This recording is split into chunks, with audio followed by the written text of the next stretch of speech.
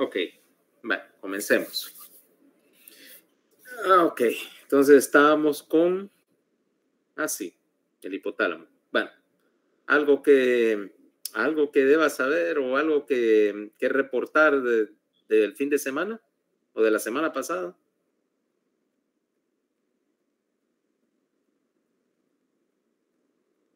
Creo que no. Ok.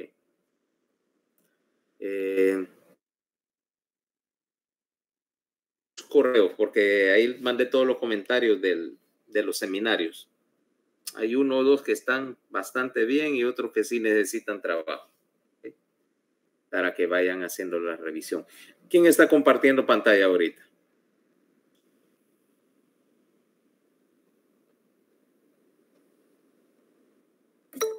¿Alguien está compartiendo pantalla?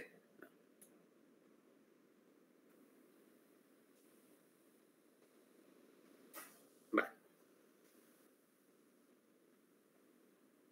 Entonces, repasemos un poquito porque supongo que no tienen fresco lo que estábamos viendo. Entonces decíamos, estábamos analizando el hipotálamo, ¿no? Cuando fuimos. Entonces, recapitulando así rápidamente.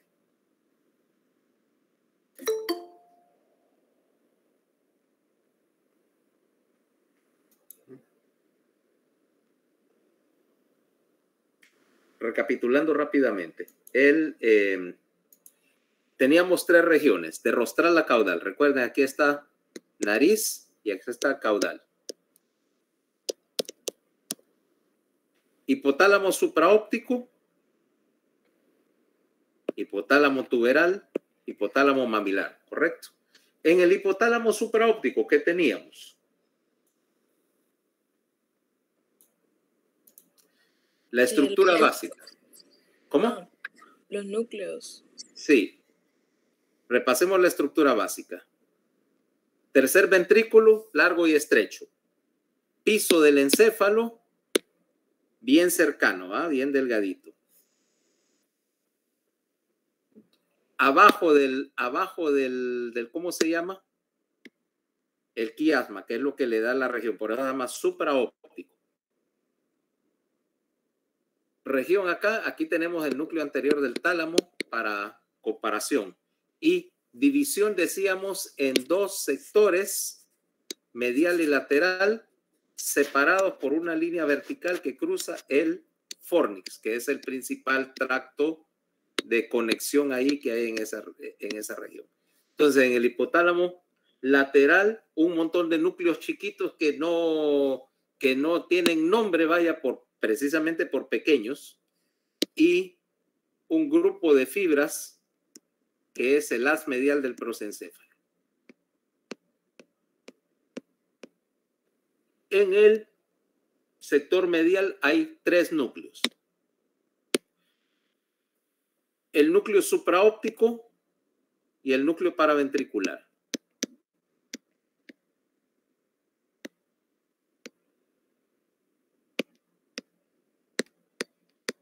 ¿Ok? Dos núcleos secretores donde los mecanismos que antes producían neurotransmisores ahora los reutilizamos, ¿ok? Les cambiamos un poquito la modalidad y en vez de producir neurotransmisor, producen hormonas. Como las hormonas estas son péptidos, no importa porque tenemos la maquinaria. Aquí no hay problema con qué producirlo. La primera hormona es oxitocina. La segunda hormona, que es la que más nos interesa, es arginina vasopresina, utilizada para regular la recuperación de agua en el riñón. Y la medida de cuánta agua vamos a recuperar viene dada por la detección de los niveles de sodio en el órgano vascular de la lámina terminal. Aumenta el sodio plasmático o la concentración plasmática de sodio, implica que estoy perdiendo más agua de la que debo y por lo tanto le envío una señal a los núcleos supraóptico y paraventricular para que recuperen agua, para que induzcan la recuperación de agua secretando arginina vasopresina. Mecanismo bien básico en el cual decíamos una señal, de arriba envía, estos son los axones de las neuronas de los dos núcleos, que están llenas de vesículas de vasopresina. Las vesículas de vasopresina sueltan el producto, sueltan la vasopresina, que ya estaba, por supuesto, fabricada, que ya existía, la sueltan hacia afuera, pero no la va a recibir una dendrita, sino que la va a recibir una célula especializada que se llama el pituicito. Pituicito tiene receptores para captar la vasopresina y transportarla y exportarla, de hecho, a un capilar especializado que vamos a encontrar ahí. Un capilar porta hipotálamo hipofisario. O sea que en vez de secretarlo en una sinapsis, la está secretando hacia una estructura capturadora, transportadora, que lo envía al capilar porta. Este pituicito, por lo tanto, no solamente lo está captando, sino que está haciendo que pase barrera, porque el axón, que es un axón de un núcleo del sistema nervioso central, está dentro de la barrera y el capilar está fuera. O sea que aquí hay un mecanismo de transporte que va en una sola dirección desde dentro a fuera. Y el capilar porta, pues, se lleva esa vasopresina hacia el drenaje venoso general. ¿Cabal? Bueno. Luego, el tercer núcleo del sistema, núcleo supraquiasmático, está recibiendo información de luz. Está recibiendo información de luz o de la cantidad de luz disponible que viene obviamente del quiasma de las retinas y lo envía a dos lados. Uno es al mismo hipotálamo para controlar lo que llamamos el ciclo circadiano, o sea, reajustar el reloj biológico a la duración del día natural, ¿ok? A la duración del día natural. Y la segunda señal que sale de acá sale para el epitálamo para controlar ciclos que tienen mayor duración de 24 horas. O sea, los ciclos estacionales, por ejemplo, de secreción de hormonas, el más obvio, el más conocido, por ejemplo, el ciclo menstrual. O sea, ¿cómo sabrías, por ejemplo, que pasaron 28 o 30 días si no tuvieras alguna manera de sincronizarlo? Entonces, dos salidas, una para un ciclo corto en el hipotálamo que regula tu secreción de hormonas, en particular lo que vamos a ver después, que es el ciclo de secreción del cortisol, que es el principal regulador de tu metabolismo día a día. Y dos, el ajuste también de la secreción de otra cosa, por ejemplo, la secreción de hormona del crecimiento, que depende mucho de la duración del día, ¿okay? O más bien de la duración de la noche, porque vos secretas hormona del crecimiento durante la noche. Ya hablaremos ya vamos a caer en ese tema. Pero ahorita, bueno, hasta ahí como repaso, ¿va? Vámonos al siguiente sector, al hipotálamo tuberal. ¿Ok? Vámonos para atrás, o sea, ya vimos este, ahora chequeamos este que está acá, el hipotálamo tuberal. Y aquí tenemos otro cambio en la configuración. Veamos qué es lo que hay acá.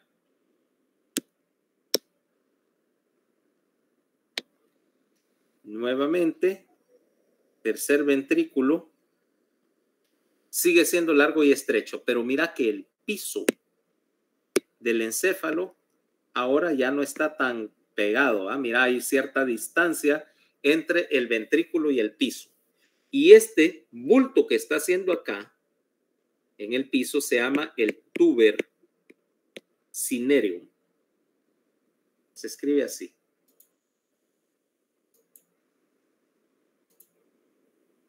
Tenemos esto.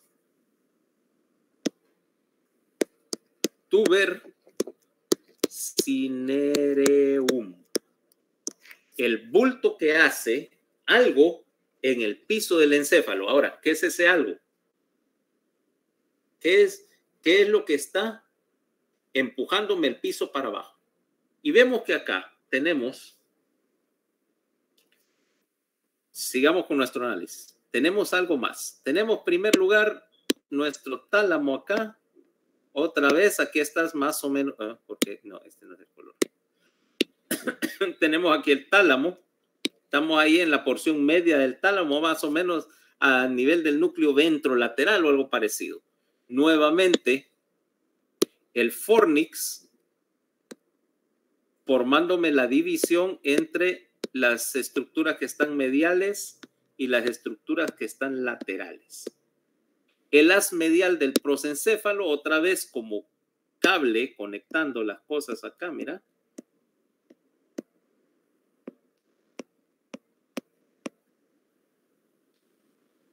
Y en la porción medial, dos núcleos. Vamos a ponerlos acá. O más bien vamos a hablar de aquí. Aquí sí vamos a tratar con los núcleos laterales, que aunque no tienen realmente otra vez uno tan grande como para ponerle nombre, pero vamos a ponerle, pero sí le vamos a dar alguna posición. Aquí, mira. Estos son los núcleos laterales, el sector de los núcleos laterales. De hecho, se va más para acá. Núcleos laterales.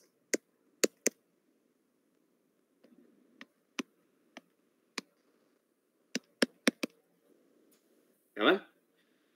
Y en el sector medial, así, núcleos grandes con nombre, tenemos dos. El núcleo ventromedial y un núcleo grandote. Fíjate que este núcleo de hecho pasa la línea media y este núcleo es el núcleo infundibular. Fíjate cómo está cabalgado en la línea media. Y mira qué es lo que hizo el núcleo infundibular en el piso. Lo empujó para abajo y me creó el tuber. Ahora sí. Okay. Luego, lógicamente acá tendrías que tener algún órgano vascular, ¿correcto? Para leer cuestiones. Y tengo acá uno. El órgano vascular del infundíbulo. De hecho, este es más complejo que el anterior, ya vamos a ver. Y tengo otro sector acá que me interesa. Vamos a ponerlo en gris oscuro. Acá, mira. En las paredes laterales del ventrículo, que vamos a llamarlo el sector de los tanicitos. O sea que ahora la cosa se puso un poquito más complicada, ¿va? ¿Qué es lo que vemos acá? Vemos la regulación de dos cosas. Dos núcleos que están trabajando acá. Uno es el núcleo ventromedial, que trabaja en oposición, por así decirlo, en oposición a los núcleos laterales del hipotálamo. Este está trabajando en contra de este. Ventromedial trabajando contra lateral, lateral trabajando contra ventromedial. Estamos en el principio, ¿te acordás lo que decía? El principio del sube y baja, ¿ok? Si tomemos a dos personas de tamaño relativamente diferente, tomemos por ejemplo a Saskia, que es más o menos pequeña, y a Islia, que es más grande. ¿Pueden ustedes dos subirse a un sube y baja?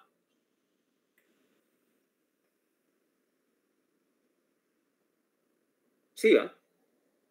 Ahora, el hecho de que Islia sea más grande, tenga más masa, implica que Saskia siempre va a estar arriba.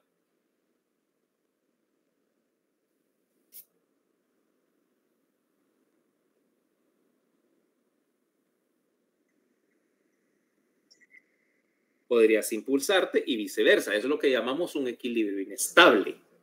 Si yo tengo esto es inestable, ¿va? Por definición, te das cuenta que se balancea de un lado a otro. Y ninguna de las dos posiciones es realmente preferencial. Puede que yo tenga un poquito más de masa acá y se desplace el equilibrio hasta este lado o viceversa hacia el otro lado. Okay. Lo mismo está pasando aquí con los núcleos ventromedial y ventrolateral.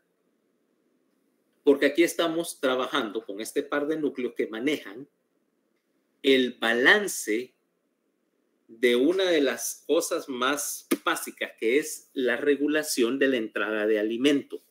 Ahora, miren, por ejemplo, tomemos a alguien con... Tomemos un caso. Fernanda.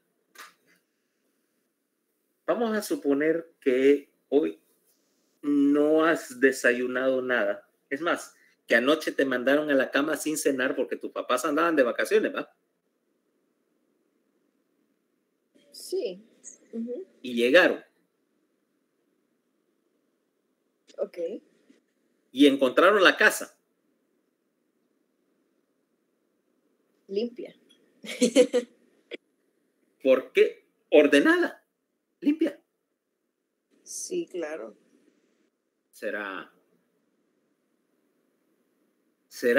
Bueno, dejando de lado de que probablemente hubo una fiesta ratonil ahí porque los gatos no estaban. No se imagina usted. El momento que reaccionas tan rápido, eso me dice algo, pero bueno. Mira, yo alguna vez tuve tu edad y una de las cosas más problemáticas era tratar de averiguar en qué momento venía mamá a ver mi apartamento, ¿va? O bueno, de visita, pero por lo menos para tratar de sacar las cosas más problemáticas del apartamento antes que llegara, o por lo menos organizarlo lo suficiente para que no dijera que yo vivía así todo el tiempo, que no era. Aparte, reforzado por un incidente en segundo año.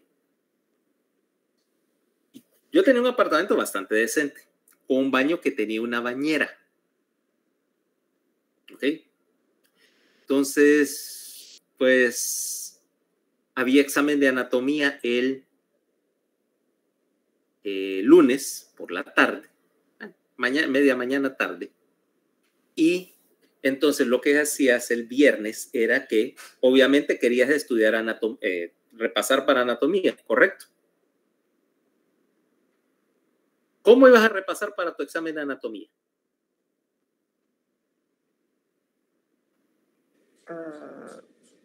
Volver a leer las notas que he tomado. ¿Y para el examen práctico cómo ibas a hacer? Espere, tenía examen práctico, ¿cómo hacía? Para estudiar para el examen práctico, ¿qué es lo que crees que es lo más útil para estudiar para un examen práctico? ¿Qué es lo que necesitas? Aparte de tus libros. Un modelo. ¿Para qué jugar con el de plástico si podías conseguir the real thing, ¿va? ¿A qué animal le sacó el cerebro? No, te ibas con una botellita de ron y un poquito de dinero y te ibas un rato a platicar con los técnicos de la morgue allá de la necroteca en Tegucigalpa y más tardecito llegabas para atrás con un pick-up.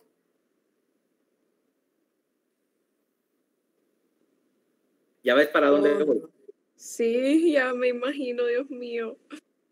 Ok, te ponías una frazada así, o una gorrita y unos anteojos oscuros para que pareciera que estaba caído de muerto. Mira, la única vez que tuvimos problemas por eso fue una vez que de noche, yendo para mi casa con el susodicho cadáver, y había un operativo.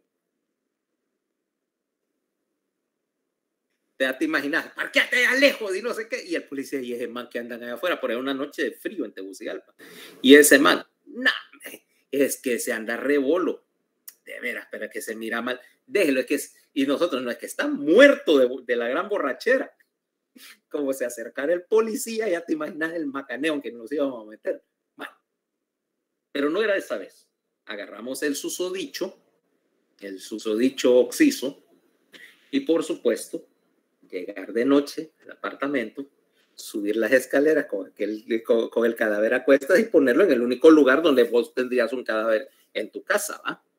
En la bañera. Ok, eso fue un viernes. Sábado por la mañana a mi mamá se le ocurre llegar sin avisar. Y, ay, mijito, que no sé qué, que vengo. Tranquilo, mamá, vení, que no sé qué. Espérate, déjame usar el baño. Y el clásico, no vayas a entrar, mamá, porque estaba corrida la cortina, estaba el cadáver. Entra mi mamá al baño, cierra la puerta, ya te imaginas el alarido que oíste después. ¡Ah! ¿Qué es eso que está en la bañera? No, tranquila, mamá, es un cadáver, ya no hace nada. ¿Te imaginas que tus papás te encontraran un cadáver en la bañera? No sé qué hubiera pasado, la verdad. A ver, 2 cadáveres. Mi mamá, al final de cuentas, ya está curada a sustos, o sea, ya no le impresiona absolutamente ninguna de las tonteras que hace. Y acordate que no fue uno, sino 2 veces que tuvo que pasar por lo mismo. Pero mi hermano es médico también, o sea que las tuvo que aguantar doble.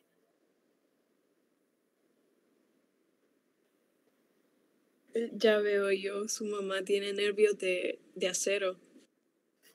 Y a estas alturas, después de todo lo que hemos hecho, nervios de acero y probablemente cerebro de flan después de todos los sustos que le hemos pegado, ¿va?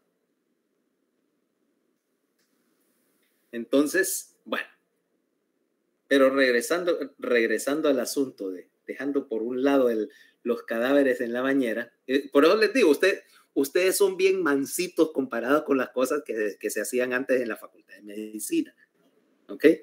No fue ni la primera, ni la única, ni la última vez que alguien sacaba un cadáver de la casa, de la morgue, y tener que regresarlo tempranito a las 6 de la mañana el lunes, porque era el mismo cadáver que se iba a usar en el examen. Y obviamente que hubiera habido un gran relajo si este cadáver no aparecía en tiempo y forma. Pero bueno. El cadáver entonces lo sacaron de la universidad. El cadáver lo sustrajimos de la facultad para ir a estudiar a la casa. Ay, no. ¿Por qué crees que te digo que ustedes, miren, el problema con ustedes es que si quisieran hacer una trastada, nosotros escribimos el maldito libro. Ya, sí, entonces ustedes ya saben. Nosotros claro, vamos y ustedes ya vienen de regreso. Nosotros ya venimos de regreso y nosotros todavía nuestros maestros nos consideraban decentes. Ni querría saber las cosas que hacía la gente que me enseñó medicina a mí cuando eran estudiantes de medicina. Por eso bueno, se podría escribir un libro de historias, y un libro grande, con todas las pasadas y todas las anécdotas que hay de cuando la Facultad de Medicina todavía estaba en el antiguo Hospital San Felipe. Eso era, ahí había cada cosa. Bueno, de vez en cuando en la revista médica hondureña todavía publican una página de anécdotas y barrabasadas que hacía la gente, más vieja que yo, ¿va? Más vieja que yo, y esas son algunas que son increíbles. Quiero leer, ¿están digitalizadas? Tal vez sí. La revista médica hondureña creo que ya está digitalizada. O preguntarle a los médicos viejos de las cosas que hacían cuando eran estudiantes de medicina. ¿Ah? Y te van a contar unas cuantas. Creo que no he tratado con un médico de la vieja escuela. Una vez he visto uno, pero de que me hayan atendido, no. ¿Cómo que una vez has visto uno de la vieja escuela? Ahí está el doctor Pineda y lo ves todas las semanas. Él es de la vieja escuela.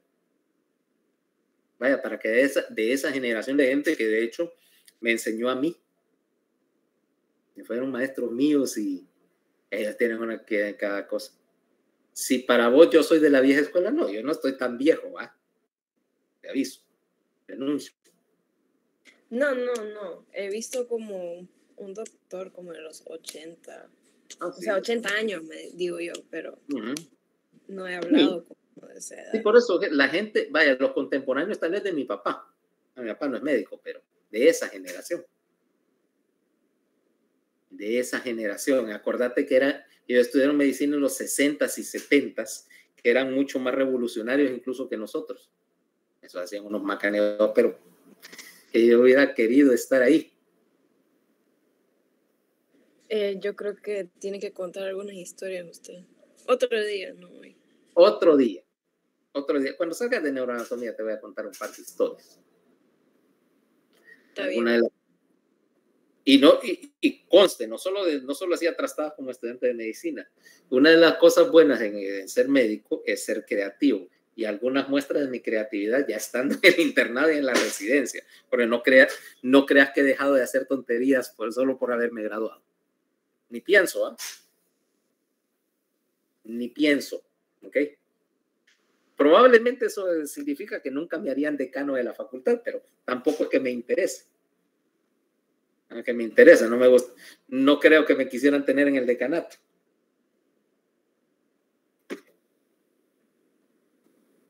Por otra parte, yo tampoco quiero estar, o sea que estamos a mano. Pero bueno, estamos con la idea de que vos venís y tenés, bueno, te dejaron sin cenar, porque al fin y al cabo encontrar, no es cierto, la casa se miraba ordenada hasta que abrieron no sé qué closet y ahí estaba todo juntado, ¿ah? Ajá. Ok, y te dejaron sin cenar. Entonces llevas 24 horas, ponerle sin alimento. Eso te desencadenaría algo, ¿no?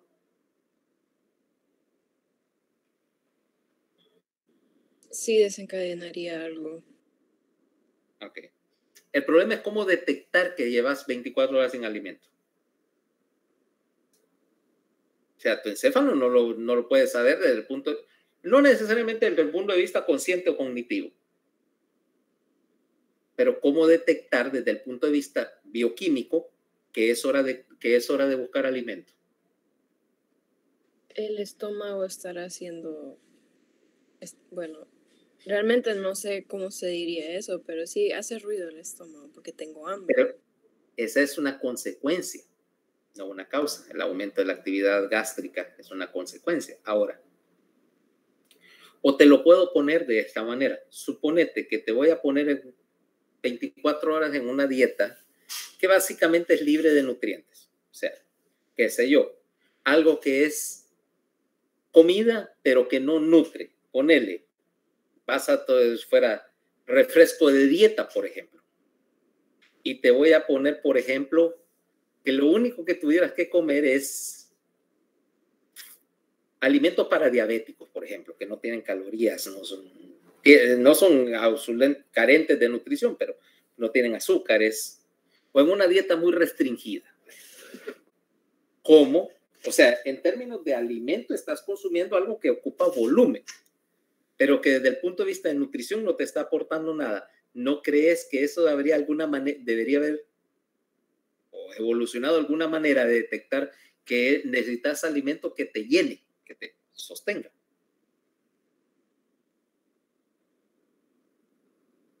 Sí. Bueno, ahí es donde entramos en todo este asunto con el hipotálamo.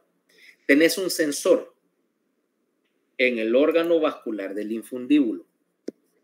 Este órgano vascular, de hecho, es un sensor doble.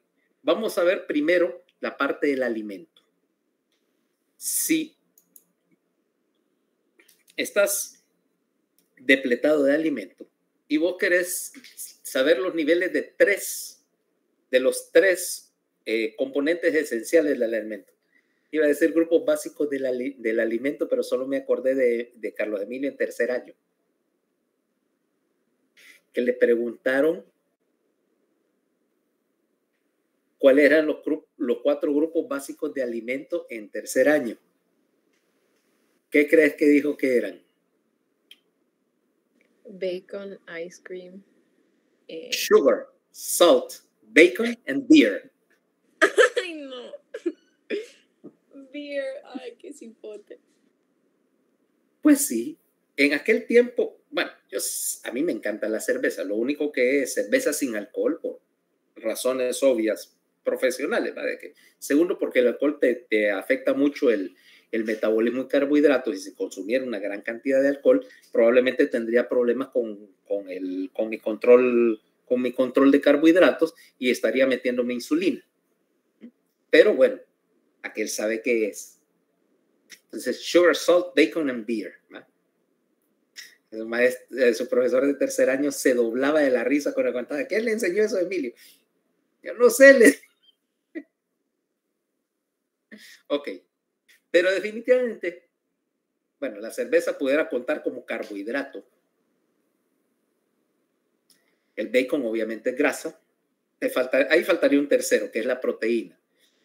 Son los tres componentes básicos de tu dieta, ¿no? Ahora, el órgano vascular del infundíbulo tiene un sensor que está leyendo esas tres cosas. Primero, un sensor que me está leyendo los niveles de glucosa en sangre. ¿Ok? Porque acordate, tener niveles altos de glucosa en sangre no es bueno, pero tener niveles muy bajos de glucosa en sangre no es malo, es total. Si tu glucosa plasmática cae por debajo de los 50 miligramos por decilitro, vas a empezar a sentirte rara, ¿okay? Mareada, confusa, etc. Si cae por debajo de unos 30 o 40, vas a empezar a perder la conciencia. Y si tu glucosa plasmática cae por debajo de 20 miligramos por decilitro, caes en coma, un coma hipoglicémico, ¿ok? Y si no restauras el aporte de glucosa a las neuronas en un plazo de 30 minutos, adivina qué pasa.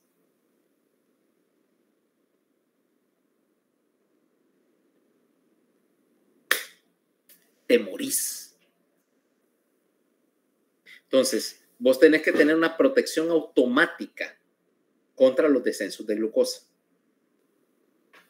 2, o sea que vas a tener una lectura constante de tus niveles de glucosa para avisarte cuando estos están cayendo al nivel peligroso de por debajo del 50-60 miligramos por decilitro. ¿Okay? Yo puedo andar todo el día con una glucosa de 300. No te recomiendo que lo hagas. Tendrás la glucosa el triple de lo normal.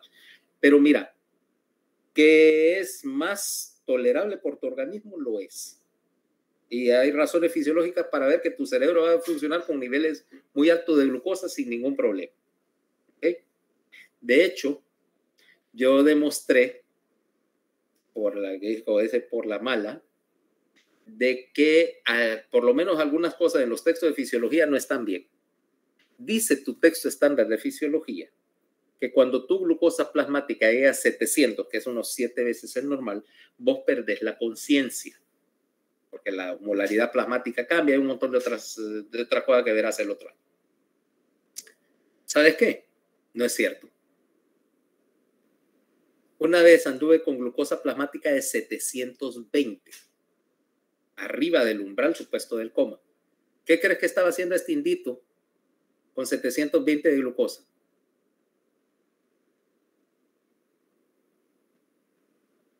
Dígame, no lo sé. A este punto ya no puedo. Reconstruyendo una columna. Va a poner un sistema de atornillado para reparar una fractura compleja en el Mario Catarino Rivas. Y por si creías que lo hice mal, al día siguiente lo de la radiografía de control mostraba que los tornillos estaban puestos con una precisión así como si lo hubiera guiado desde Mission Control allá en Houston. ¿Cómo? Uno tiene sus mañas, ¿ok? Pero no me sentía mal. Mi esposa era la que estaba teniendo ataquitos ese día porque ella vio el 720.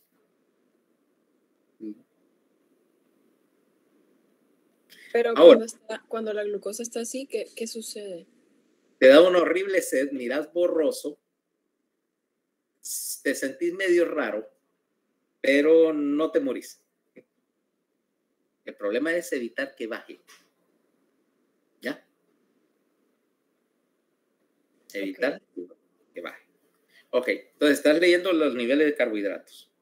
Luego vas a agarrar y leer los niveles de proteína. Acordate de necesitas proteína para el recambio normal de proteínas, fabricación y destrucción de proteínas, o sea que querés tener un nivel X y estás leyendo los niveles de algunos de los aminoácidos, por lo menos los esenciales.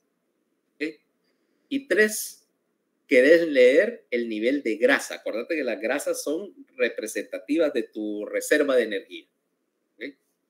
Entonces, querés mantener alguna cantidad de grasa circulante porque hay algunos órganos, en particular el músculo cardíaco, que son quemadores de grasa. músculo en general, pero en particular el músculo cardíaco, quema grasa como combustible. Y tampoco querés que suba mucho porque, obviamente, andar mucha grasa por mucho tiempo en el sistema implica que vas a terminar depositándola en todas las arterias. ¿Okay? Y no querés taparte las arterias tan rápidamente. Digo. ¿O sos aficionada a taparte las arterias? No, no soy aficionada para nada. ¿Cuántas veces al día comes bacon? Ninguna vez. Una vez al mes. 2 veces al mes. Una vez al mes. Una vez al mes. Para mí eso sería una deficiencia nutricional crítica. No, sí, Bueno. eso lo tengo claro. Sí que no compramos bacon acá, entonces. Y a veces si compramos es de pavo. Bueno, lo que pasa es que el bacon de pavo sirve para algunas cosas, pero, por ejemplo, si vas a hacer para un filet mignon o algo parecido, no te sirve porque no tiene grasa. No hacemos filet mignon acá. Porque aquí, en serio, ¿sabes? Bueno, no vamos cada semana al supermercado, ¿verdad? A veces cada 10 días. Pero normalmente compra 3 paquetes de bacon por compra de súper. ¿Y lo congela o solo en la refri está eso? No, se congela. Se congela, obvio, pero por cuestiones de almacenamiento. Ahora, hay uno descongelado para uso inmediato y 2 en el congelador. Bueno, sí, tiene su stash ahí para cuando se le acabe. No, ese es el consumo diario. Si fuera a agotarse, entonces compraría más. Si yo supiera que va a haber una escasez, voy a comprar tal vez el doble de eso. ¿Ah? Porque es indispensable. ¿O en qué cocina? Espérame. ¿Y qué usan para cocinar? O sea, como grasa de cocina. Aceite. Aceite. De oliva. Sí. De oliva. O butter. Ok, sí, porque es que, mira, hay ciertas cosas, por ejemplo, los huevos, para mí solo pueden cocinarse en 2 cosas. Los demás lo hacen como quieren, pero lo que a mí me preparan o se fríen en la grasa del bacon o se fríen no en butter, sino en mantequilla, pero mantequilla hondureña, ¿va? Blanca. Para que queden así como todo. Sí, porque quedan como esponjita. No sabía de eso. Sí, tenés que calentar la mantequilla hasta que está hirviendo y entonces en eso cocinan los huevos. Entonces queda como esponjoso, ¿va? Igual que como que si agarras butter, mantequilla amarilla y una mezcla de mantequilla amarilla con leche. Entonces quedan así como blanquitos y bien suaves. No, y fuera broma. Fuera broma, esa es la manera canónica de hacer los huevos aquí por lo menos para mí. Lo voy a probar un día de estos, entonces. Sí, o sea, si me los haces en aceite, probablemente no me los vaya a comer. A menos que lo hayas hecho en la grasa que soltó el bacon, porque agarra el sabor a tocino. Sí, le gusta el saborcito a tocino. Sí. ¿Ya probaste el Sunday canadiense? No he probado todavía. Es que la verdad no me emociona probarlo, para serlo honesto. ¿Por el tocino, por la vainilla o por el jarabe de maple? Por todo, por esa bomba de azúcar, a mí no me gusta mucho. Precisamente. Bueno, entonces para que agregarle jarabe Hershey para que sea una bomba de azúcar cubierta de chocolate. ¿Cómo le digo que no me gusta ese jarabe? ¿Y qué le echas entonces a tu ice cream? Nada, el ice cream así, solito. Ni siquiera las chispitas de colores que tienen que ir obligatoriamente sobre los... Saben feo, esas chispitas saben horribles, son mostaza, cubiertas en azúcar. That's terrible. ¿Y la cerecita? Tampoco me vas a decir. No, tampoco la cerecita. El helado simple, así es más rico. Vos le pones, luego pedís a la mod con otro poco de helado arriba. Sí, es que yo no soy fanática. La fanática de los postres como pie de limón o 3 leches, así, pero no tan azucarado, no sé. Pie de manzana. Sí, el pie de manzana es delicioso. Pie ¿cómo es el sweet potato? Ese es mi favorito. No he probado ese sweet potato. Nunca has ido a Estados Unidos, a Luisiana o algo parecido. Típico Sí, del a sur. Luisiana he ido, pero no he probado el de Sweet potato. Es menos dulce, es que es menos dulce que el de calabaza. El problema del de calabaza es que ese incluso es demasiado dulce para mí. Sí, el de calabaza no me gusta mucho. Okay. Ahora, regresando al asunto. Entonces estás leyendo todos esos niveles. Azúcar, grasa, proteína. Y en algún momento, si estos niveles están descendiendo, si están cayendo, el órgano vascular del infundíbulo va a detectar eso y literalmente va a encender una lucecita amarilla allá adentro que dice, que probablemente la has visto, una lucecita amarilla que está frente a una letra E en tu carro. Sí. Ok, lo mismo, una alerta de bajo nivel de combustible, porque eso es esencialmente lo que es, y va a señalizar al hipotálamo lateral. Ahora, ¿dónde estaba? Aquí. El órgano vascular del infundíbulo le está enviando una señal de advertencia al hipotálamo lateral, que es el sector para regular el hambre. Ahora, el hambre no es una sensación necesariamente consciente en principio, sino que aquí, cuando me refiero a la señal de hambre, induce dos cosas. En primer lugar, le indica a tu hipotálamo lateral que es hora de sacar alimento de tus reservas de glucosa, de grasa, etcétera, para mantener los niveles. Dos, inducir lo más importante, un cambio en tu conducta. Ahora vas a iniciar, y ahora algo que es más importante en términos del hipotálamo, aquí no es el control, no solo es el control visceral, es la modificación inmediata y casi exclusiva de la conducta en lo que se refiere a la búsqueda del alimento. O sea, y una vez que encontrás alimento y empezás obviamente, a adquirirlo, y tus niveles de glucosa, grasas, etcétera, y proteína, no cualquier grasa, de hecho, algo que vamos a llamar ácidos grasos de cadena corta. ¿Okay? Acuérdate que las grasas es una variedad grande, entonces las cadenas de hidrocarburos cortas de las grasas más ligeras son las que señalizan acá.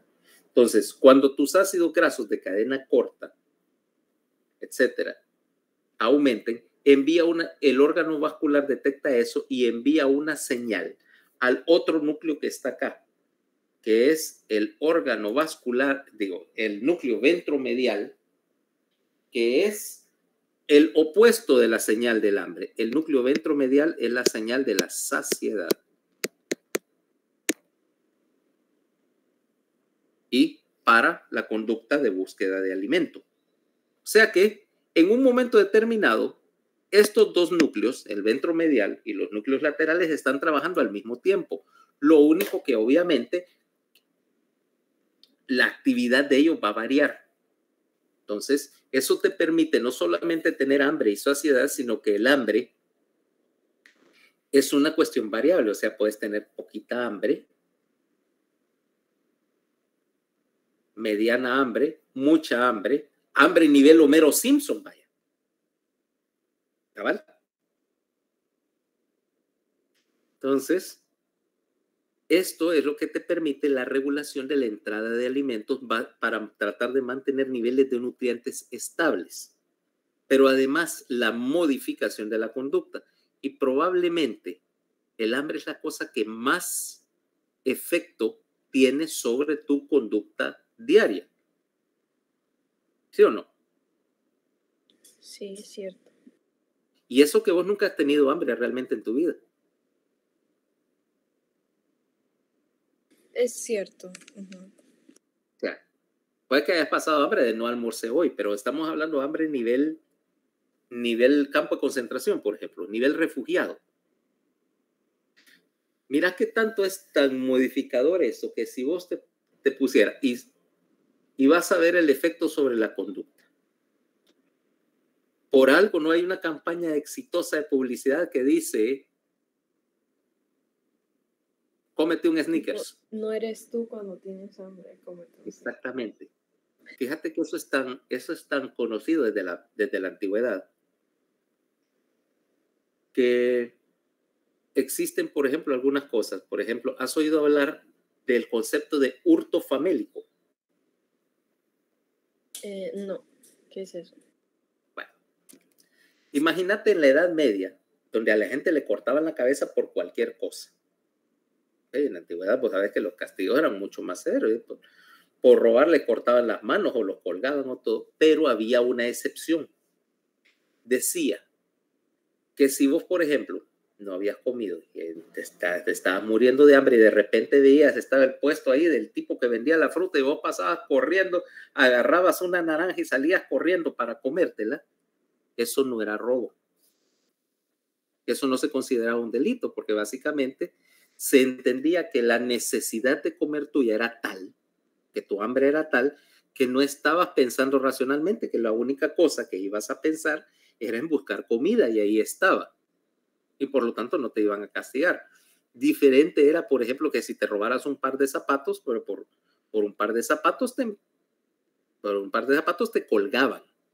¿Okay? O robarte, qué sé yo. Diferente era robarte, por ejemplo, un pedazo de carne a comer que robarte la vaca o la gallina, porque se entendía que ya eso ya era un delito. Pero robar comida no era esencialmente castigado. ¿Okay? Se entendía que pues ahí viene el concepto del hurto famélico. Dice que si estabas robando para sobrevivir, eso no era porque vos fueras un criminal, sencillamente estabas obedeciendo a tu instinto de buscar algo que comer. A tal grado modifica tu conducta. Fíjate que eso lo hicieron una vez. Hay un experimento muy interesante. No me recuerdo exactamente dónde fue. Eso fue en Estados Unidos, en una universidad de esas, en una escuela de medicina de esas fresas, ya sabes, tipo Harvard o Johns Hopkins o Yale o algo así. Hicieron un experimento interesante. Agarraron un grupo de estudiantes de medicina. Ahora imagínate, si estudias medicina en Harvard, se entiende que lo que más te sobra es plata, que nunca has tenido hambre en tu vida, ¿va? Encerraron a estos estudiantes en un experimento, en una casa, con todas las comodidades y todo, gente muy, muy normal, estudiada, y lo único que les metían en una dieta de hambre. Y la dieta de hambre consistía en lo siguiente: la comida venía de uno de esos hoteles de 5 estrellas, o sea, era la mejor comida que podías encontrar. Pero el problema es que las porciones eran ridículamente pequeñas. O sea, imagínate, te decían, hoy de cenar hay filete, y era un filete de este tamañito. 3 papitas, ¿ok? Media tacita de sopa, etcétera. O sea, era buena comida, pero insuficiente. Entonces, ¿qué pasó? Con una dieta de 600 calorías en unos pocos días, estás empezando a sufrir los efectos del hambre, ¿va? ¿Qué crees que pasó entre estos estudiantes de medicina, todo gente correcta, cortés y bien educada? Se pelearon. Empezaron a hacer cosas que no hubieran considerado jamás hacer, robar comida, esconder comida, empezar a pelearse serio, o sea, pelearse por un fideo, o por una papita, o una estupidez así. Tanto así que ellos empezaron, y como era un experimento de hecho sobre guerra psicológica, empezaban y entonces agarraron a algunos de los estudiantes y le dijeron, bueno, ustedes nos van a informar de qué es en la casa, o sea, convertirlos en informantes, ¿ok? En soplones, a cambio de comida. Normalmente uno de estos tipos millonarios se hubiera reído del asunto, pero ahora sí estaban informando sobre lo demás de comida, hasta que hubo que suspender el experimento de emergencia porque uno de los investigadores cometió un error.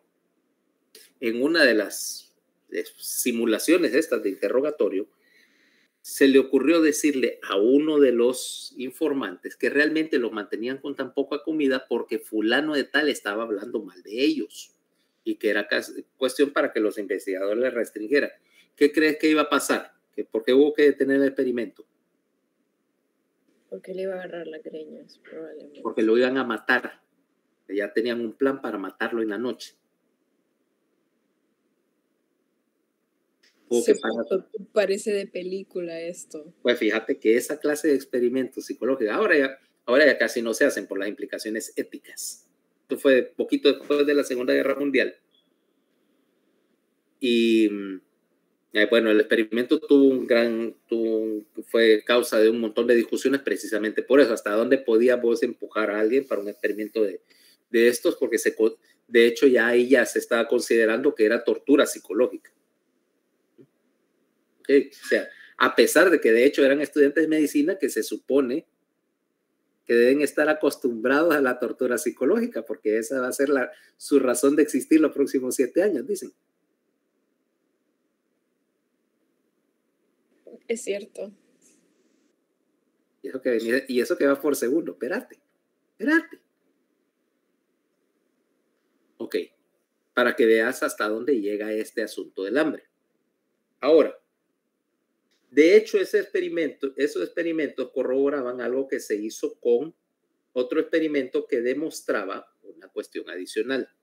Ya viste que tenés un centro del hambre y un centro de la saciedad. Ahora, este centro de la saciedad, que está en el núcleo ventromedial, ¿qué pasa si yo te lesiono uno de los dos núcleos ventromediales? Si yo lo destruyera. No tendría esa sensación de que necesito comida.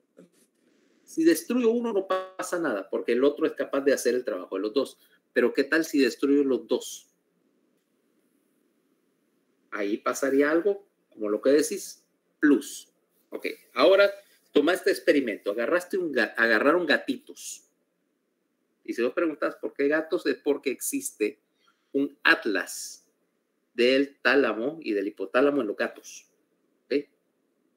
Porque se usan mucho para hacer este tipo de experimentos y entonces tenés ya, por decirlo así, un atlas estereotáxico es algo así como un mapa detallado con las coordenadas para saber dónde está cada núcleo y poder intervenirlo por mínimo acceso. Entonces, agarraron un grupito de gatos y les quitaron los dos núcleos ventromediales. Metes una aguja con un electrodo y los destruís con una corriente eléctrica. ¿Qué pasaba con estos gatos? Si les quitaste todo el mecanismo de saciedad. Se van a morir. No, les quitaste la saciedad, no el hambre. Van a quedar como Garfield entonces. Exactamente, ibas a hacer exactamente lo que lograste. Un montón de Garfields. Un gato que, número 1, no dejan de comer, un gato gordo. Y 2, los gatos, ¿alguna vez has tenido uno? No me gustan los gatos. A mí tampoco. Pero los gatos son cazadores por defecto y son exploradores. ¿Ok? Exploradores. Ahora, quiere decir que andan por ahí buscando qué cazar. Por eso que vas a ver que un gato de caza, aunque tenga comida, va a cazar pajaritos y lagartijas y otras cosas, pues sencillamente es parte de su conducta. Atacar cosas para comer, pero nunca vas a ver un gato que ataque a nada que sea más grande que él. No son tontos. Pero si le lesiona la saciedad, su conducta exploratoria se hace tal de que, por ejemplo, atacaban a los investigadores, o sea, con la intención de convertirlos en presa. Obviamente un gato de 4 kilos no iba a hacer mucho contra un investigador de 85 kilos. ¿Va? Pero el hambre lo forzaba o los hacía atacar cosas que no iban a ser capaces de cazar. 3, los gatos en cierto sentido son igual que los humanos, son territoriales. Territorial quiere decir que tienen su área de alimentación y mientras están comiendo o mientras están en su territorio de alimentación, no te les acerques porque vos sos un intruso y te van a atacar. ¿Y por qué te digo que son similares a los humanos? Porque los humanos somos territoriales también y las lesiones del núcleo ventromedial implican cierto grado de agresividad y cierto tipo de conducta de de conducta agresiva, ¿ok? O para ese efecto, Fernanda, ¿qué tal si alguien te llega a molestar en hora de almuerzo? No voy a estar muy contenta porque me está interrumpiendo. Ok.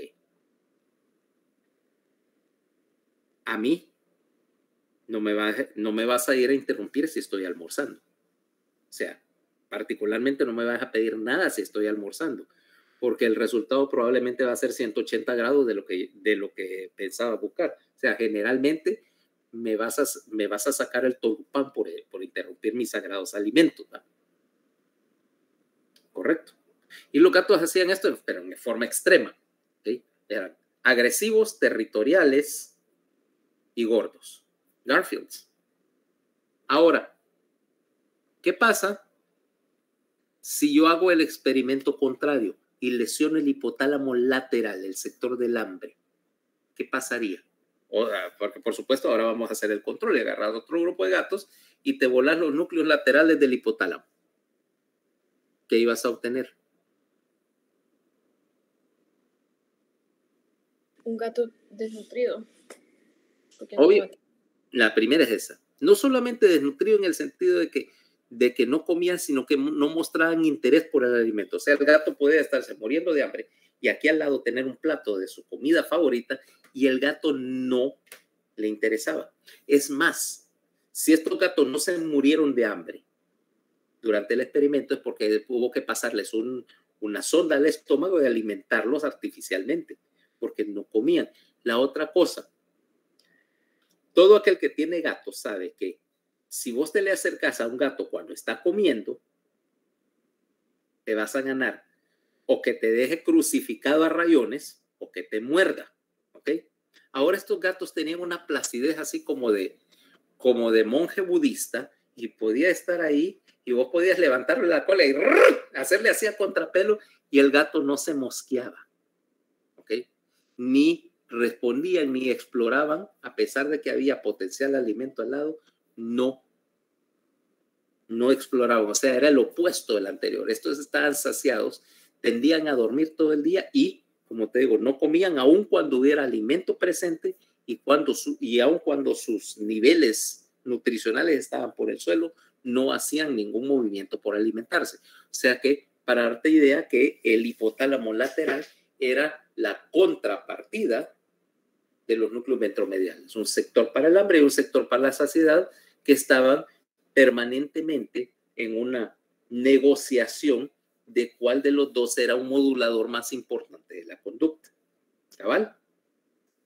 Ahora, eso me explica uno de los dos núcleos. Y el otro, el núcleo infundibular que tenés acá, ¿qué hace? Pongámoslo aquí remarcado nada más. Este que está acá. Leyendo señal que decíamos que está también entrando por el órgano vascular del infundíbulo, que es un sensor doble. Ahora, yo necesito controlar con el hipotálamo, dijimos, la producción de hormonas.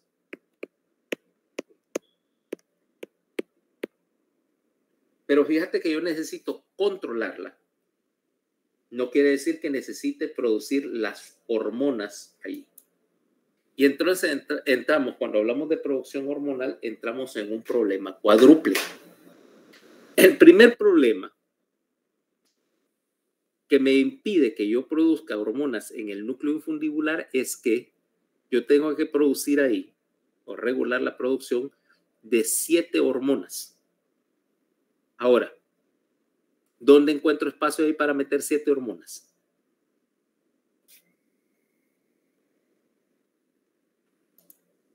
Si te das cuenta, no es un núcleo muy grande.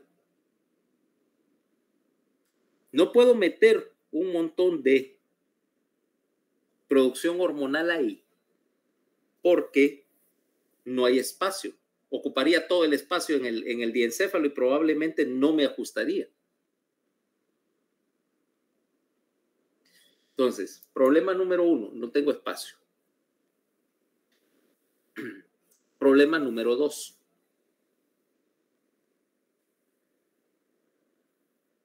¿Qué puede sintetizarse en un núcleo neural? Que es la única cosa que vos podés producir en términos de tipos de sustancias químicas.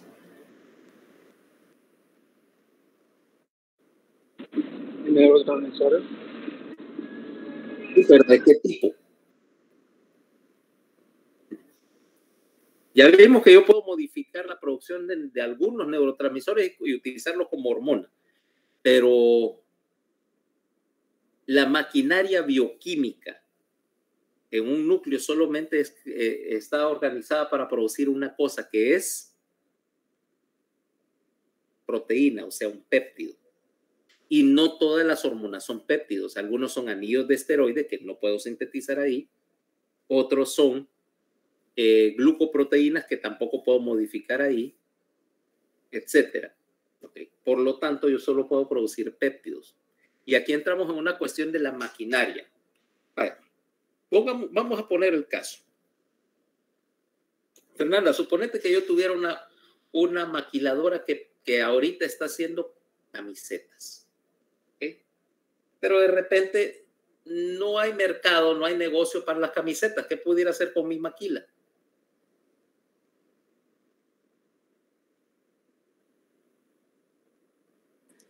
Podría imprimir en otras superficies, podría imprimir en bolsas de tela, no sé. Bolsas ok, pudiera fabricar, sí, porque acordate que no solamente imprimo, sino que también tengo las costureras y las máquinas de cortar tela y todo. Ok, pudiera hacer bolsas de tela. Pudiera hacer sábanas y cobijas, ¿no? Sí, también. Ok, porque tengo la maquinaria o la puedo adaptar. No sé qué tanta adaptación hay que hacer para eso, pero pudiera fabricar ollas y frideras con la misma maquila. No podría. No, ¿ah? Entonces, a eso es lo que me refiero con la maquinaria bioquímica. Si tenés maquinaria para hacer péptidos, solo puedes fabricar péptidos. No tengo las enzimas para producir nada que no sea péptido. Entonces, ahí estoy limitado en mi capacidad. Problema número 2. Ahora, problema número 3. Yo estoy fabricando estas hormonas de un núcleo que está dentro de la barrera hematoencefálica. Y las hormonas lo ocupan el resto del organismo, o sea, fuera de la barrera. Para poner algo, producir algo dentro de la barrera y exportarlo fuera de la barrera hematoencefálica, necesito algún tipo de transportadora. ¿Okay? Una célula transportadora que la tome, la capture y la transporte al otro lado selectivamente. Si yo estoy produciendo hormonas, el volumen de hormona que produzco es demasiado para que ningún mecanismo transportador fuera eficiente. Y el problema es que no es una hormona la que produzco, sino que necesito producir 7 de ellas. No hay espacio ahí para meter todas las transportadoras, o sea que tampoco. Y por último, el sensor que me está leyendo las hormonas acá está aquí en el órgano vascular del infundíbulo. Yo no puedo producir las hormonas junto al sensor. ¿Por qué? Porque yo no puedo tener una producción al lado del sensor que está midiendo esa producción. ¿Puede sobrecargar el sensor? Exactamente, porque voy a contaminar el sensor se va a sobrecargar, voy a estar topado y entonces no estoy leyendo nada. Pero un sensor que está topado todo el tiempo no me está dando ninguna información útil. Entonces, yo no puedo producir hormonas en el núcleo infundibular, pero puedo producir algo que me funcione para regular la producción de hormonas. Ahora vamos al caso.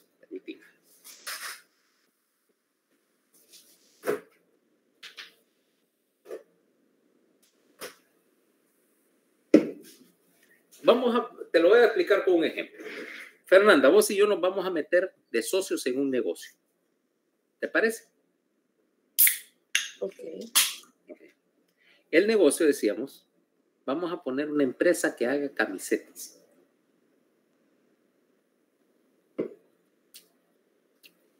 Negocio así. Vos agarras las camisetas y las producimos, por supuesto, por demanda. El diseño que quiera. El diseño que quiera. Entonces, obviamente el cliente escoge los colores, las tallas, todo lo que querrás. yo me voy a encargar del marketing. ¿Okay? Y si, incluso puedo hacer hasta el diseño, vaya a decir, diseño, por ejemplo, triste es mi vida, y abajo, neuroanatomía, ¿no? O algo parecido, o lo que el cliente pida, ¿no? Vos te vas a encargar de la producción. ¿Cabal?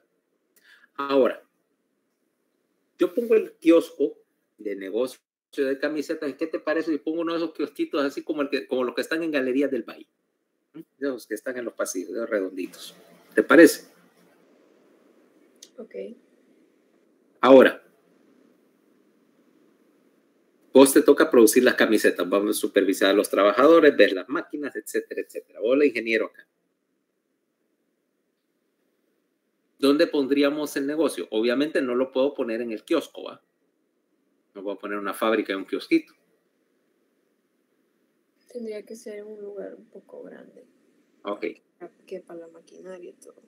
Y galerías no sería exactamente un buen lugar para ello, ¿va? No.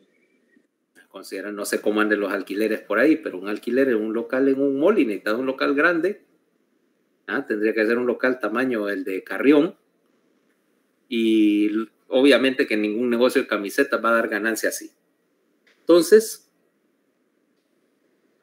yo tengo y vamos a alquilar una nave industrial.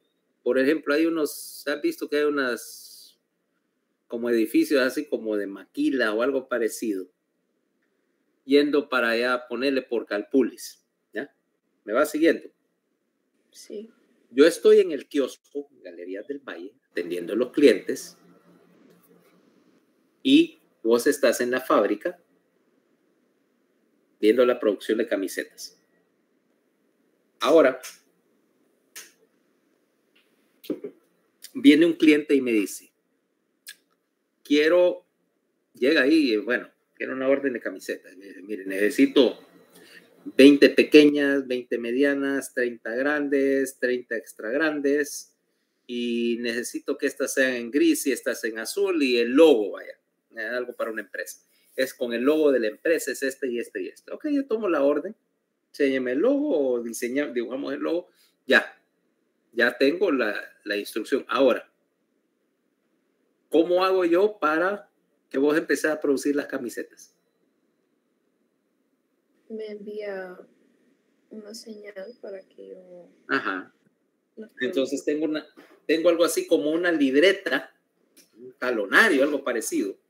Entonces, que es una orden de producción. Es lo que se usa. Tengo, por qué sé yo, un talonario de órdenes. Acá te digo, Fernanda, producir tantas camisetas en tal color, es S, M, L, XL, logo tal, y te hago el dibujito del logo para que la máquina lo imprima.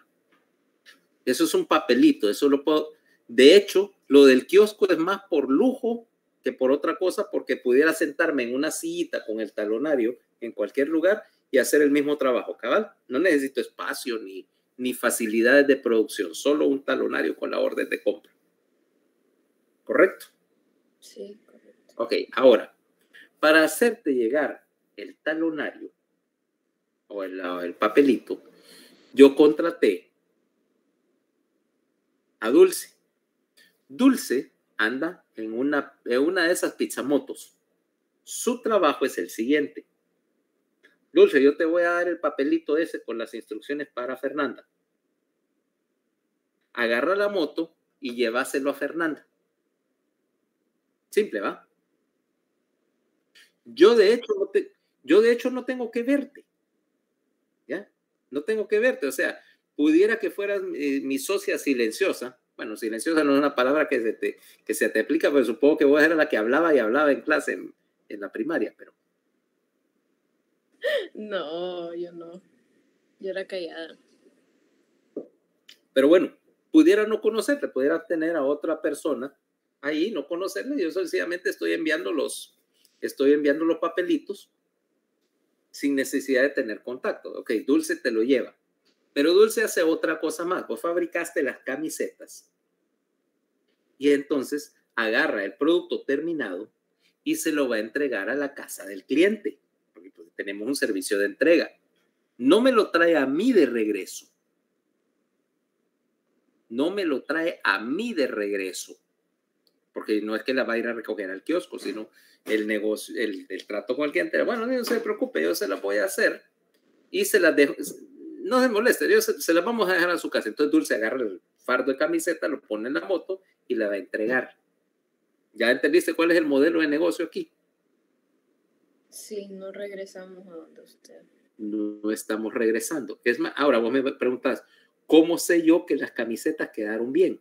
Fácil, porque se supone que este cliente va a andar ahí, yo ya sé que la camiseta es producida y de repente ando por la calle y veo que alguien anda una camiseta de la que yo sé que produjeron en la fábrica y ya la miro a ver si quedó bien, si que el color o el estampado está bien, si no la dejaste para trompetista con una manga más larga que la otra, etcétera, ¿va? Pero yo no tengo contacto directo con la producción. Y tengo un mecanismo de transporte especializado para, uno, enviar las señales y dos, para recoger el producto terminado y distribuirlo. ¿Viste? Lo mismo vamos a hacer aquí. Ahora veamos cómo trabaja el modelo entonces. ¿Me entendiste el ejemplo? Ahora, entonces yo no estoy produciendo hormonas aquí.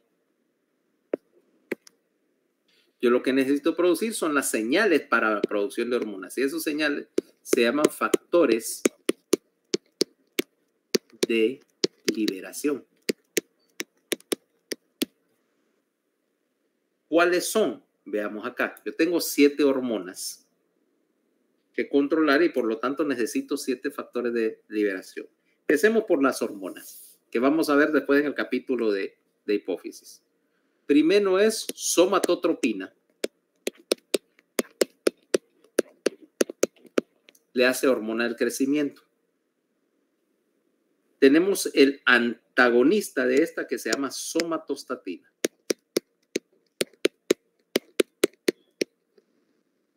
Tenemos la hormona estimulante del tiroides o tirotropina. También la vas a encontrar como TSH, es lo mismo. Vas a encontrar corticotropina, que regula la producción de cortisol. También la vas a encontrar como ACTH en algunos textos. Vas a encontrar las 2 hormonas reproductoras, FSH, hormona luteinizante o LH, y por último, prolactina. Ahora, cada una de estas hormonas, todo esto está siendo producido en la hipófisis, que es el sitio de producción. Ahora yo necesito enviar las señales que produce el núcleo infundibular, una para cada una de las hormonas. Por lo tanto, veamos, somatotropina. El factor de liberación se conoce por lo vamos a ver por sus siglas nada más. GHRH, hormona liberadora de hormona del crecimiento. La somatostatina tiene también su factor que se llama SRF, factor liberador de somatostatina. La tirotropina, una hormona liberadora que induce la producción de tirotropina y la llamamos TRH. La corticotropina la vas a liberar mediante CRH, hormona liberadora de corticotropina. La FSH también, hormona liberadora de FSH. La hormona luteinizante también, hormona liberadora de hormona luteinizante. Y la prolactina, el factor de liberación es más sencillo, es dopamina. Y esa dopamina es interesante, fíjate que era el mismo factor que te estimulaba la liberación de oxitocina. Cuando vos soltás dopamina por estimulación de la glándula mamaria, o sea, del pezón para ser más correcto, estimulas tanto la producción de leche como su liberación. Entonces, estos 7 sustancias que estás produciendo en rojo son lo que produce el núcleo infundibular. ¿Ok?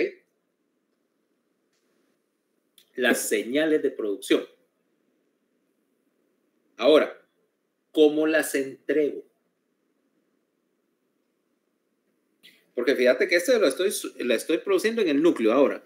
Yo las tengo que llevar fuera de barrera hacia la hipófisis. ¿Cómo hago? Iría por el tracto hipotálamo hipoficiario. No. Tengo un mecanismo más interesante. Aquí, en anaranjado, te puse este sector que se llama el sector de los tanicitos, ¿va? Las hormonas, el núcleo infundibular, la suelta, o los factores de liberación, perdón, los suelta al líquido del tercer ventrículo, sencillamente los echa al agua. Y los tanicitos capturan estos factores y los transportan para entregarlos. Ahora mira qué es lo que pasa. Ahora mira cómo trabaja un tanicito. Doctor, fíjese que no podemos verlo. No me puedes ver a mí. No, a lo que estoy dibujando. Es que no estoy dibujando nada ahorita. Acabo de poner la pizarra. Hace rato lo vi typing, pero ok. No, es que ahorita no está. Ahorita iba a dibujar. Ahora sí. No, nos quedamos en lo de las releasing hormones. Déjame refrescar esto. O sea, ¿está trabado ahí? Sí. Déjame cerrar y volver a abrir. Déjame ver. A ver, lo cerré y lo volví a abrir. A ver ahorita. ¿Ahí? No sé si a los demás les cambió. Yo sí lo visualizo. ¿Sí se ve la pizarra? Sí. Ok. Entonces, Fernando, probablemente es su conexión. Voy a salir, güey. Bueno.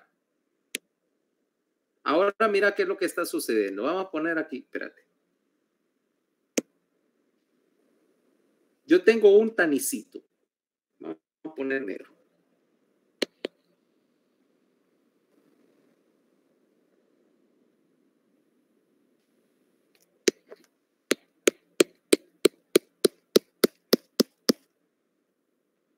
Tanicito. Ahora, y aquí tengo un capilar. Este capilar es el mismo capilar porta hipotálamo hipofisario que hagamos hace un ratito, ¿ok? Capilar porta. Hipotálamo hipofisario. ¿Qué es lo que tenés acá? Vamos a poner en azul. Aquí tenés, mira, el tercer ventrículo. La sustancia que vos querés transportar, el factor de liberación, están por aquí flotando. El tanicito las captura porque tiene una transportadora. Ese borde que en cepillo que tenés ahí, esas vellosidades, están llenas de transportadoras. Transporta, esto está dentro de barrera y el transportador lo hace cruzar barrera para entregar la sustancia en el capilar que está fuera de barrera. Es parecido a los pituicitos. Lo único que esto es, en vez de recibir la sustancia química directamente de un botón terminal, lo están literalmente pescando, absorbiendo del líquido del ventrículo para entregarlo en este capilar. Y es el mismo capilar del cual estábamos hablando hace un rato cuando hablábamos de la oxitocina y de la vasopresina. O sea que este capilar porta es un sistema de transporte bien peculiar. Empieza en el hipotálamo. Ahí recoge factor de liberación que vinieron de los tanocitos. Luego baja para la hipófisis. Entrega los factores de liberación en la adenohipófisis y recoge las hormonas que se produjeron en la misma hipófisis para entregarlas al resto del organismo. O sea, agarra aquí, entrega. Agarra, ahora que agarró el producto terminado, lo agarró y lo distribuyó en el resto del organismo. Y el flujo en esos capilares siempre va en una sola dirección, desde el hipotálamo hacia abajo, a la hipófisis. O sea, hay una dirección determinada de flujo ahí en la hipófisis. ¿Cabal? De hecho, como esos capilares porta de la hipófisis drenan a los lados hacia lo que se llama el seno cavernoso, vos podés medir, de hecho, diferencialmente el seno cavernoso izquierdo y el seno cavernoso derecho, porque podés comparar la producción de uno con el otro y a veces, de hecho, te sirve para saber de qué lado de la hipófisis está la producción hormonal. ¿Okay? O sea que el capilar porta sencillamente es un mecanismo de transporte, pero un transporte especializado, que es el único medio por el cual estos productos pasan la barrera. ¿Cabal? Entonces, vamos a tratar después con los dichos factores de liberación y su efecto cuando empecemos a hablar de hipófisis y de los ciclos, que eso será después. Ahora, dejémoslos ahí. Y vámonos al tercer sector del hipotálamo. ¿Okay? Ahora nos vamos acá al hipotálamo mamilar. Perdón, acá. Mamilar. ¿Cabal? Ah, espérate, qué feo quedó eso. Aquí.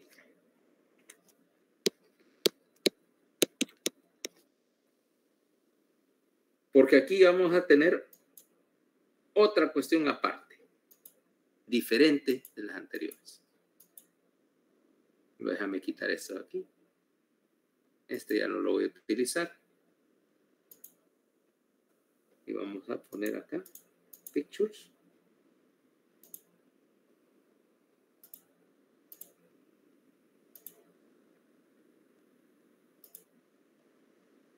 Y ahora estamos acá en la región más caudal, más hacia atrás de todo el dichoso hipotálamo. ¿Qué tenemos acá? Veamos. Hagamos nuestro análisis de costumbre. Este es el tercer ventrículo. Surco limitante, etc. Mira que ahí el tercer ventrículo se ve más pequeño. ¿Sabes por qué? Porque estás en la porción más caudal. Y ahí el tercer ventrículo se estrecha. Tenés el tálamo. Y el tálamo acá, estás a nivel del pulvinar, por ejemplo. Del pulvinar y del núcleo ventral posterior. Ese sector ya bien caudal en el tálamo. Nuevamente, nuestro piso del encéfalo está aquí y ves que hay dos bultos. Los cuerpos mamilares. Dos cuerpos mamilares, haciéndome bulto acá. Luego, no iba a ser menos la posición del fornix, dividiéndome el hipotálamo en dos sectores, siempre medial y lateral, y mira la línea cruzando por ellos. El haz medial del prosencéfalo está aquí, siempre en su posición lateral porque va para abajo. Lo que aquí te das cuenta que no hay órgano vascular, no hay ruptura de barrera. Aquí sí no. El piso está libre. Ahora, hay una serie de neuronas acá. Hay una serie de neuronas acá, en este sector, que son neuronas sensibles a la temperatura. ¿Ok? Cuyo ritmo de disparo va a depender de la temperatura corporal. Y aquí, pues, dos núcleos. Uno es el núcleo mamilar, ¿okay? Más lateral, y ves que tiene conexiones aquí con el fornix. De hecho, están al lado. Y el otro más arriba, y formando parte de la pared del ventrículo, el núcleo posterior. ¿Cabal? ¿Me van siguiendo? En ese núcleo posterior, yo tengo el control primario de la temperatura. Nuevamente vamos a ver la idea de una temperatura corporal regulada y estable. Decíamos que la gran ventaja desde el punto de vista metabólico es cuando vos podés mantener una temperatura corporal estable. Mientras más estable, mejor. Porque garantizas que tus enzimas están siempre trabajando a la temperatura ideal, perfecta de funcionamiento. Y entonces venís y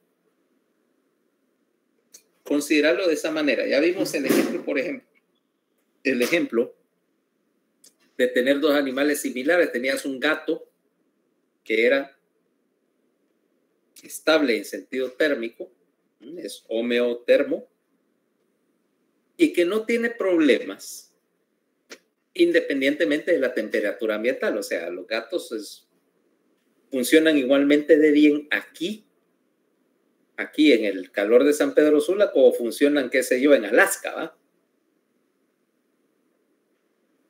Pero si yo agarrara ese garrobo, ¿ok? Lacerta olanchitensis, ¿ok? Bicho nacional de Olanchito. Aquí en esta temperatura cálida está muy bien. Pero ¿qué pasa si me mando un garrobo, qué sé yo, a Canadá? ¿Te imaginas aquel garrobo en, qué sé yo, en Toronto en enero, ¿ah? Con la temperatura menos 20 grados, ¿ah? Literalmente en coma del frío. O sea que regular tu temperatura es una gran ventaja. Ahora, regular tu temperatura implica dos cosas. La primera es cómo mantenerte caliente cuando estás perdiendo calor. A ver, vamos a tomar a nuestra voluntaria de siempre. Seguid de voluntaria, Fernanda. Sí, aquí estoy. Ok.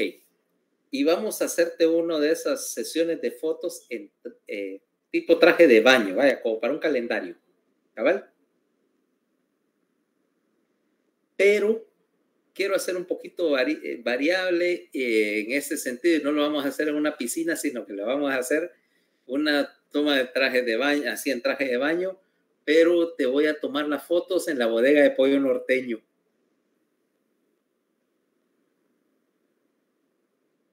Voy a andar bien fresca. Bueno, alguna gente diría que tal vez eso siempre ha sido bien fresca, pero vaya, eso es otra historia.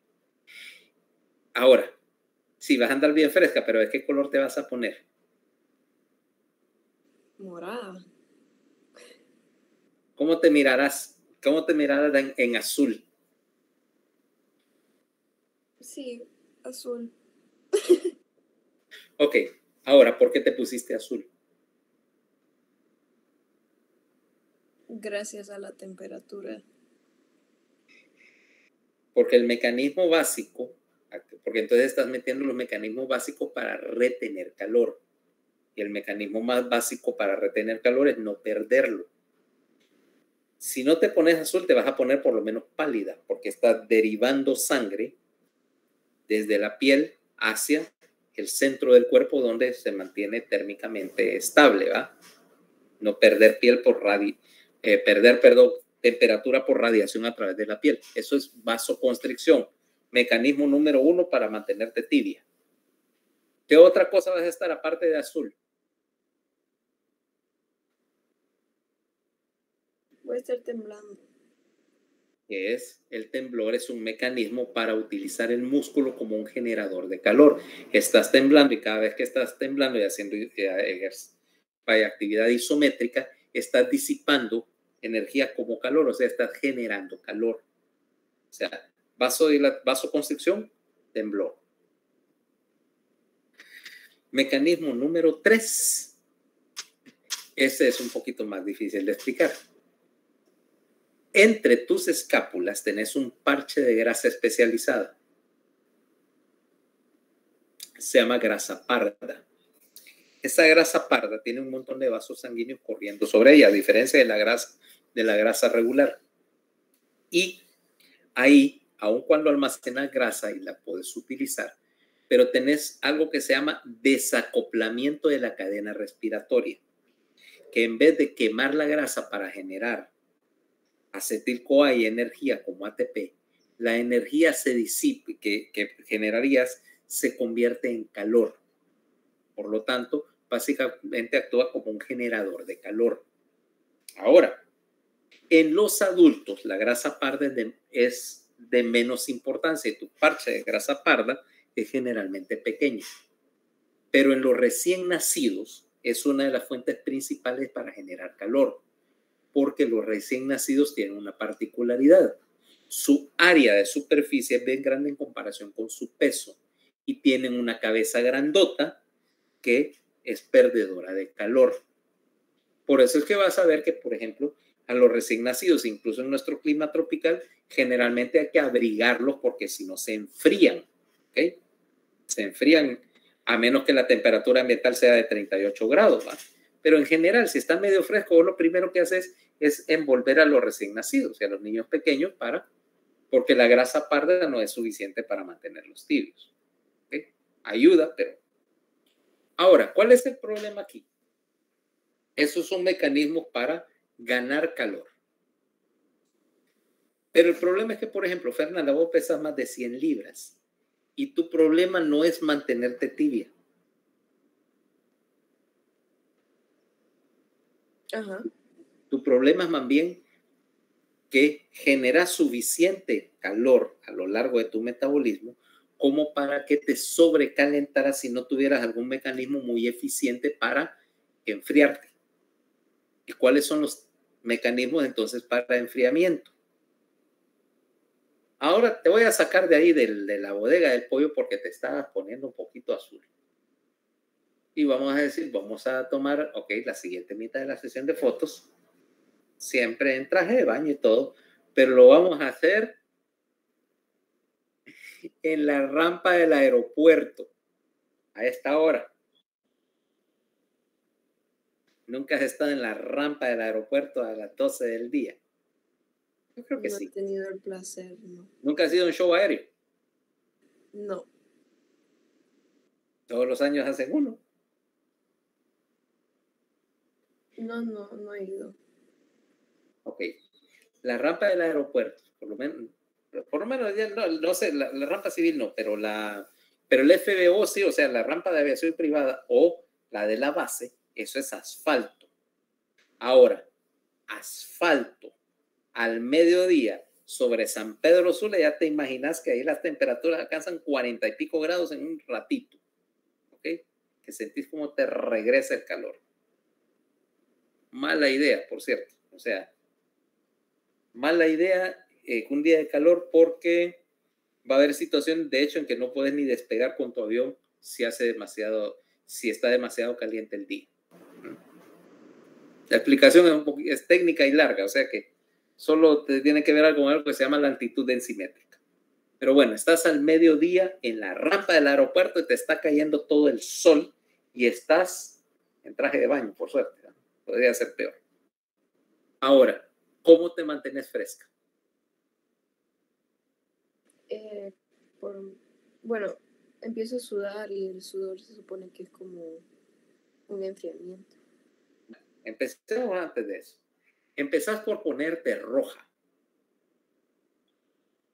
¿Te acordás lo que te dije de regular el flujo de sangre a través de la piel? Ahora manda toda la sangre posible a la piel, te ponga roja, porque estás radiando calor al exterior. Número 1. Número 2, vas a empezar a jadear. Que estás utilizando la mucosa como un sitio de enfriamiento. Por eso es que los perros, por ejemplo, jadean. No tienen glándulas sudoríparas, excepto en las almohadillas de las patas y en la nariz, y utilizan el aparato respiratorio como un cambiador de calor. Nosotros podemos hacerlo también.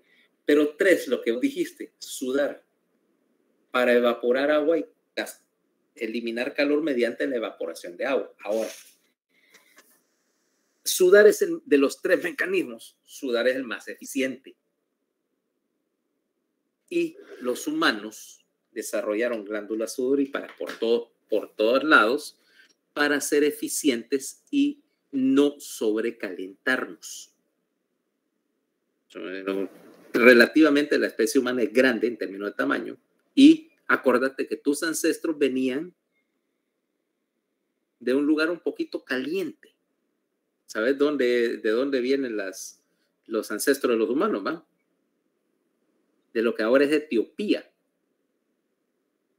Ahora imagínate caminar 50 kilómetros bajo el sol de Etiopía al mediodía buscando comida. ¿Qué te parece? Formidable. No, qué terrible eso. Y me creería que todavía hay gente que hace eso. La gente que vive allá todavía. Obvio.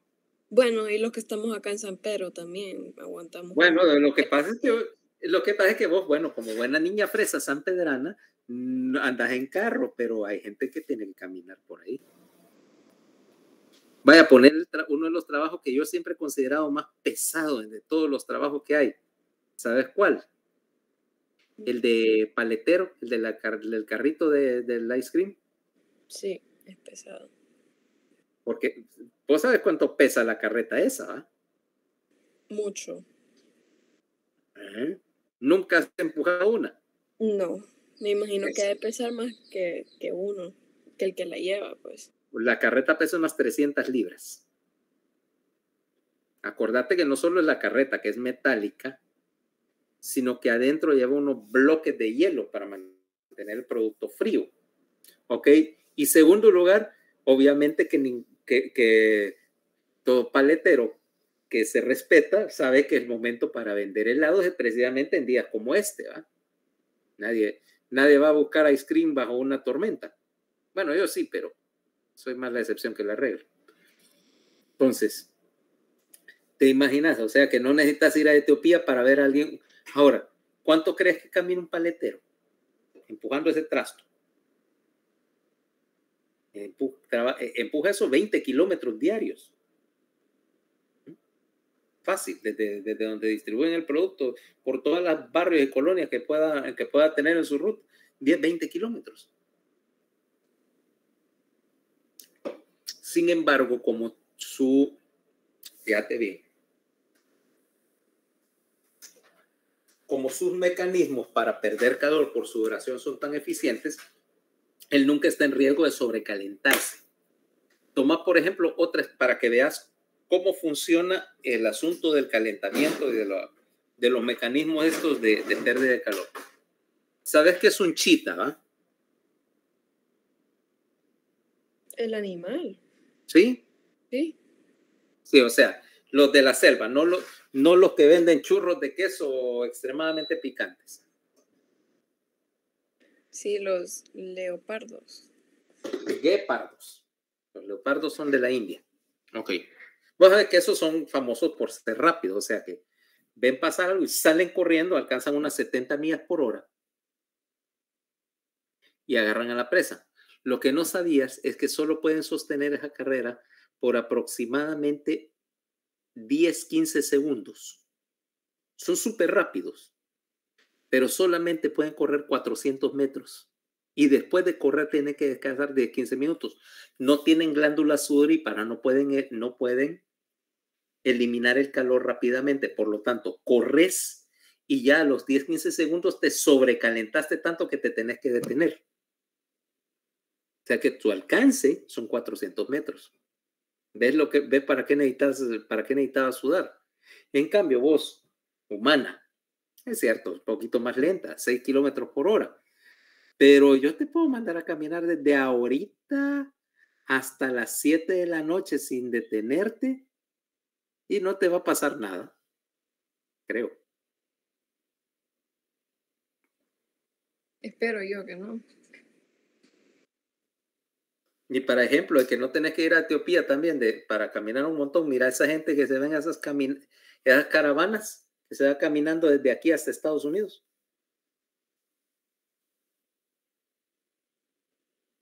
y caminando. Sí. Son grandes caminatas. Con bultos de niños, ¿va?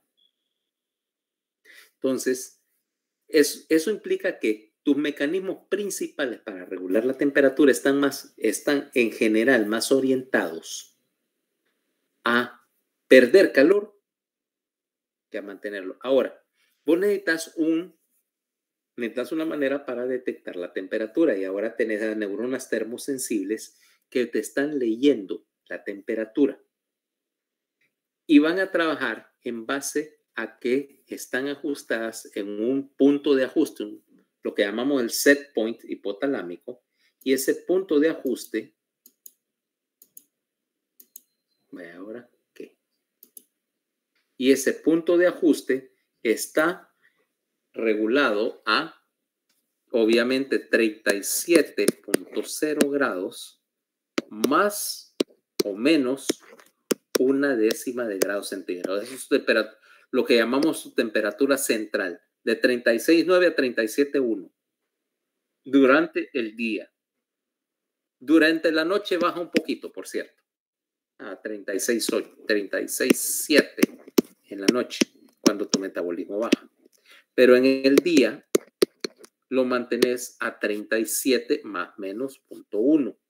Este es tu punto de ajuste. Ahora, yo puedo cambiar este punto de ajuste con el estímulo apropiado. Le hace inducir una fiebre cambiando el punto de ajuste hipotalámico, pero solamente va a ocurrir cuando haya alguna razón específica. Le hace generalmente una infección o un proceso inflamatorio.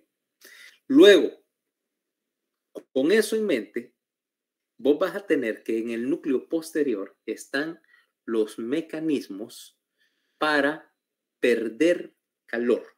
¿Okay? El núcleo posterior te baja, estimula el núcleo posterior, te baja la temperatura, activando todos estos mecanismos para inducir el enfriamiento. Ahora, los mecanismos para calentarte están al otro lado del hipotálamo, en el sector supraóptico, o de hecho el sector lateral del hipotálamo supraóptico. O sea que tenés a los dos influencias trabajando al mismo tiempo. Una tratándote de enfriar en el núcleo posterior y otra en el hipotálamo rostral y lateral, tratando de aumentar tu temperatura corporal. ¿Ok? Bueno, aquí nos vamos a quedar y mañana vamos a hablar de los tractos y las conexiones hipotalámicas y de los núcleos mamilares, porque entra más bien en conjunción con el concepto de los tractos. ¿Hay preguntas? ¿El examen para cuándo lo tendríamos?